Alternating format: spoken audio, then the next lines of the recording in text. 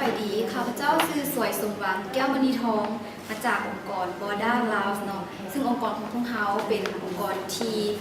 เฮ็ดเกี่ยวกับสุขภิบาลและก็น้ำเปื้อนเนาะซึ่งข้าพเจ้าเองรับผิดชอบตำแหน่ง Administration และก็ผู้ช่วยการเงินเนาะมาฝึกอบรมในเทคโดเป็นครั้งทำอีกรู้สึกว่ามีความภูมิใจหลายเพราะว่าการเทรนนิ่งหรือว่าการฝึกอบรมต่างๆเป็นการ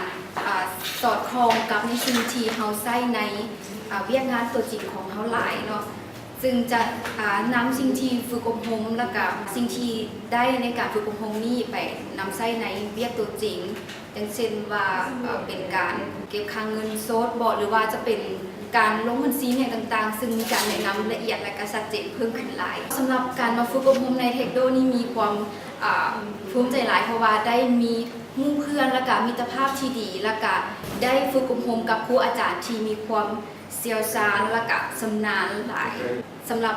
หลายๆองค์กรที่ได้มาฝึกอบรมในมื้อนี้ก็รู้สึกดีเนาะที่ว่าได้มาฝึกอบรมในตรงนี้แล้วก็อยากแนะนำให้หลายๆองค์กรสามารถถ้าหากท่านมีเวลาหรือสามารถเข้ามาฝึกอบรมกับเทคโดได้เพราะว่าเทคโดมีหลายแขนงการที่สามารถให้คำปรึกษา